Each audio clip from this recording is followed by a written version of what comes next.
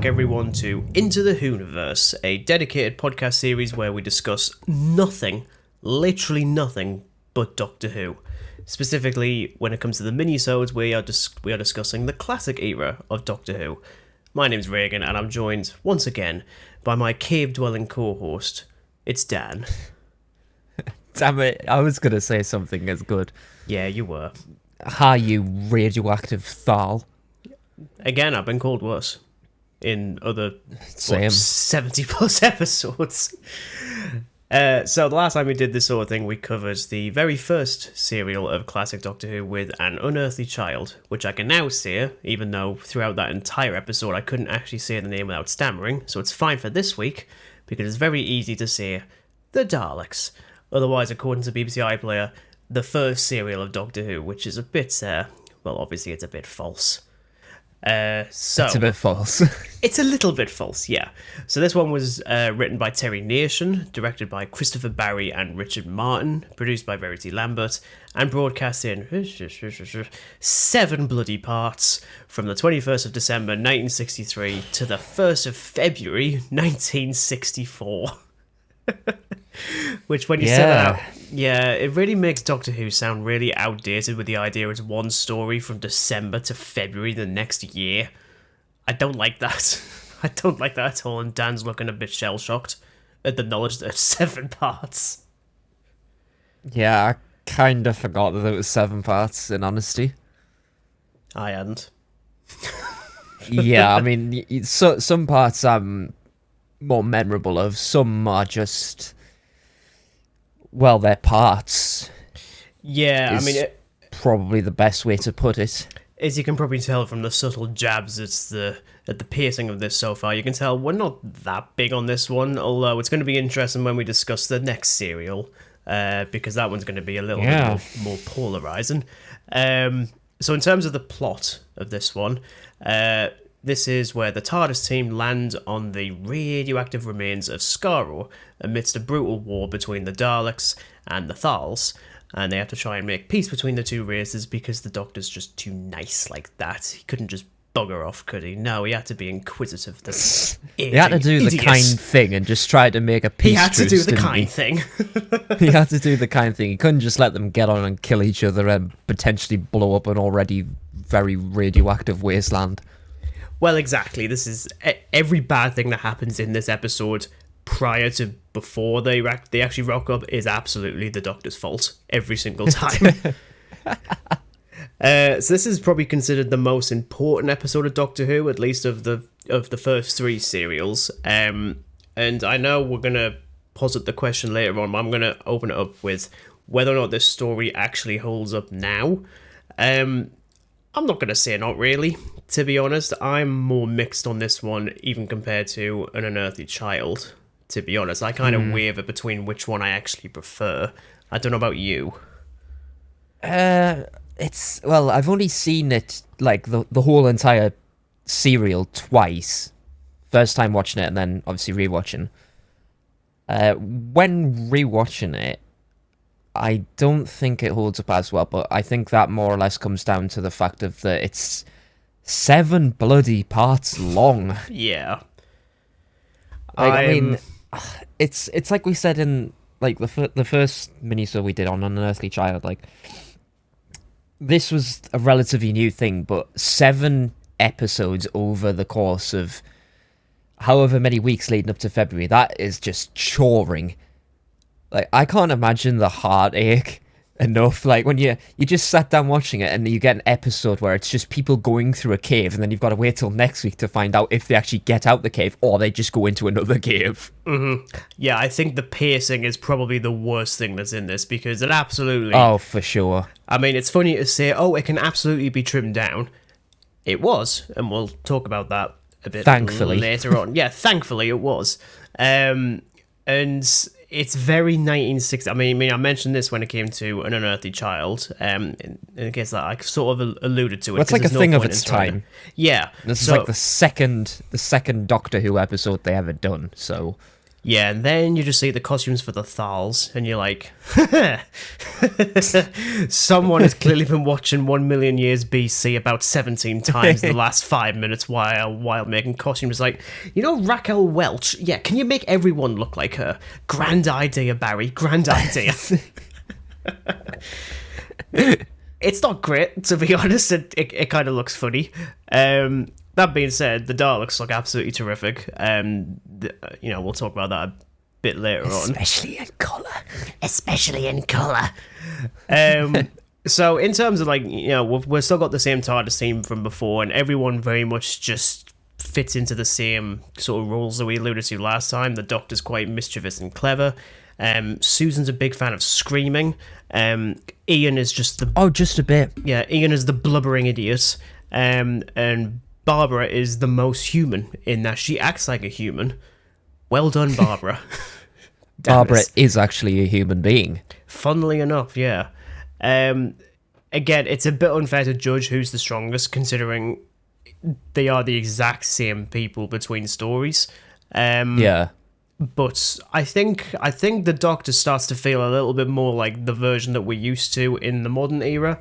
He's starting to take things decidedly more seriously and actually has some sort of plan of action when he realizes who the Daleks actually are. But I do like the fact that he doesn't immediately assume the Daleks are evil. I very much appreciate it, because that's a very realistic way of looking at it. Yeah, I'd say so, to be honest. It's kind of what we're used to over the time. Just takes things a lot more serious. I mean, he straight up wants to go and explore, but then again, who doesn't? This is the first time, this series will be the first time that we go to a distant planet rather than back in time. Mm-hmm. So we're getting this whole new world, really. So who isn't going to want to go out and explore, even if it is just a very, very...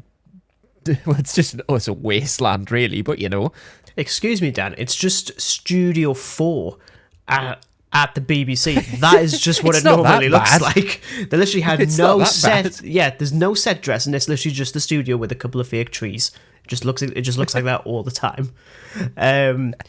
That being said, I actually think the jungle scenes actually look pretty good, and the cave scenes look identical to actual caves, in that caves are pretty boring, so... Yeah, I mean, they've done an excellent job with the caves, because there's just nothing to really look at. It's just cave. Mm-hmm. Cave is a cave. Yeah. Obviously, we've got the Daleks' first appearance in this story. These guys, I mean... They have absolutely stood the test of time, in 60 years, in a way that I don't think any other Doctor Who villain has, probably beyond the Cybermen. Even they have evolved quite a bit. The Daleks have remained pretty uniform, save for a couple of changes. They've always stayed the same, with very few changes, whereas I think the Cybermen, you can kind of see the changes in them an awful lot. I mean, the Daleks they've always in that, Dalek appearance. It's never changed over time. I mean, yeah, they may have got taller, or they may have, got wider. I mean, hell, there's a Dalek that has just one giant cannon in it. And I think we can agree which one is the best. It's obviously the one with the really, really wide hips. They can't really go through hallways anymore. Paradigm Daleks, everything. I love the Paradigm Daleks. I'm sure there was actually there was a trailer made for Series 10. That was done by an animator called John Smith on YouTube. He'd done a whole load of other stuff. And it was basically Bill Potts narrating what kind of person the Doctor is, and he's being chased by a Dalek down a hallway, and he stops the Dalek by pressing the button on the door, and it slightly shuts the door on the Dalek. And it kind of gets through. I'm thinking, why have they never done that in the actual series? So he basically manages to wedge a Dalek stuck. Yes, he does. Absolute I see. Genius. And that doesn't happen once in this. And given the production values of the set of this, that could have easily happened accidentally more than anything else, I think. Yeah. Yeah. It is interesting, though, when you hear people complaining about how political the modern era of Doctor Who is, and you're like, people haven't forgotten who the Daleks are actually based off. Surely. I mean, clearly they did, because it's so bloody obvious. And I love it for that, to be honest, because of course you'd have another race that's going to be the people that these are based off of. If you see it on YouTube, you get, crapped on immediately. The Nazis, there you go. But I do really like that. It makes it a very unique kind of villain, but also makes it even scarier for that time period. And surprisingly enough, it's still quite creepy now, which is kind of horrifying to see. I mean, Dalek Asylum, that's creepy enough in itself. But I've always liked this sort of look of the Daleks. Like I've always preferred the classic era Daleks.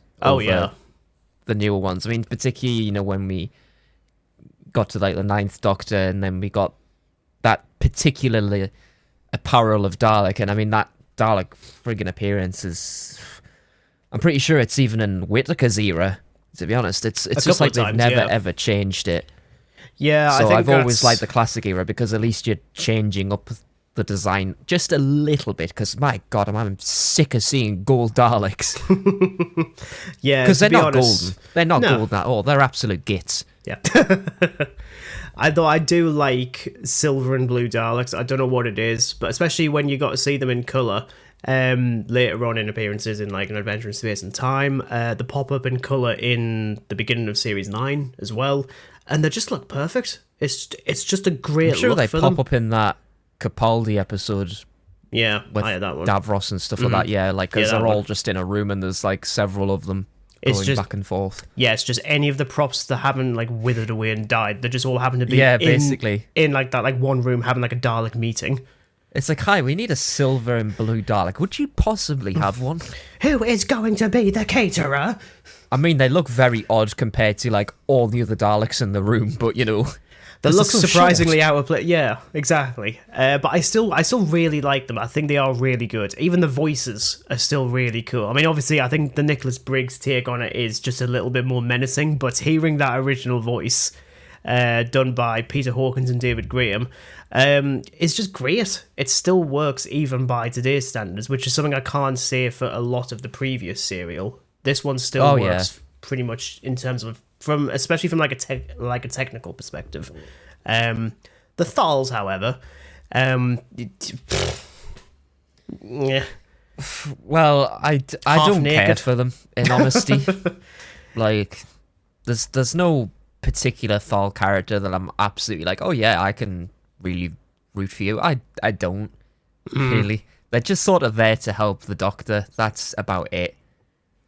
But it turns out that Ian is really the instigator in all of it, because he's like, right, I'm just going to steal your girl. How would you like that? So, all right, Ian, calm down. Yeah, to be honest, that is the point when he becomes less of an idiot and more like an actual human. He is slightly cleverer at that point. He's actually becoming a little bit more manipulative. But for most which is something of it, up that, until that point, he's just a bubbling idiot. Oh, yeah. And he is for the most part of his entire time in the TARDIS. I mean, I wouldn't be fussed about seeing the Thals again. I don't know. I mean, I'm saying this now because I haven't seen any other serials past the Romans in terms of like this era. I don't know if the Thals ever make another appearance. I assume probably not. They've definitely not made an appearance in the modern era. Hartnell's era. I mean, I pretty much just started the Troughton era, and I haven't run into the Thals ever since then. The only other instance I can think of the Thals rocking up is Genesis of the Daleks. Oh, okay, well, I suppose... With Tom Baker. Yeah, I suppose that makes sense. In terms of key moments, I've got a couple that I quite like. Obviously, I think the most iconic shot in the entire serial is the shots of Barbara being cornered by a Dalek. Absolutely love that shot. I think it's absolutely terrific because you don't get a good look at them at that point. You've got absolutely no idea what it is, and I can guarantee audiences at that time would have been horrified. Done very well, so I would definitely have to agree with that shot. The other one I'd say is just in the Dalek control room when you get your first look at the Daleks. I think that's probably the second one for me. Yeah, that shot is pretty amazing when even like the rest of the team are just sort of like huddled in the corner and they're all just sort of like swarming in. Because you can really kind of imagine the response that would have got when you seen something like that for the first time. You think, oh my god, what is that? Well, I think especially considering, and this is very much illustrated in An Adventure in Space and Time and was very much the case for reality, Sydney Newman obviously had a major thing where it's no B.E.Ms, bug-eyed monsters, and then there's Verity no Lambert just like It's fine. These are actually octopuses in tanks, so they're not bug-eyed monsters. It's absolutely fine. Although I don't think you actually ever see an actual Dalek mutant in this. I think it's almost alluded to, which I like. I like how that's sort of kept off to the side. I from what I recall, because I know the Peter Cushing one did this as well, but you get like it's the bit where they hijack the Dalek in the prison cell, and they basically use the Dalek to get through to the control room or wherever they need to go, and the mutant like crawls under a blanket. Yes, it does, just to keep like the budget low. Obviously, yeah, just to basically very kind like that. You know, weird thing has housed in this tank. To be honest, that is actually another thing I do actually really like, and that is Ian posing as a Dalek, which is something that the modern series does with Clara at one point, also in Series 9. Yeah, Clara and Missy, and then Missy, just being Missy, decides to just egg her on. Oh yeah, that's hilarious. But I do actually really like here. It's actually quite clever in that. And it's just funny hearing a Dalek voice that's also clearly Ian, and it just sounds so utterly bumbled. It's ridiculous. Oh yeah. But it works. It works for that. It does. It does work. And, you know, as we said before, whether or not this serial actually works or not, if it's a lot shorter, absolutely. Because... Oh yeah, I think it would definitely be on one of my, like, favourite classic episodes if it just weren't 7 parts and if it was just a lot shorter. The coloured version of it, like, that makes it 100 times better because it's cut out all that intermission stuff. And you know what it is? When you watch a lot of the classic episodes, you really only start to get a gist of how time-consuming those, like, interludes are between episodes. Like, it really totals up, and the more parts there are, the more it totals up.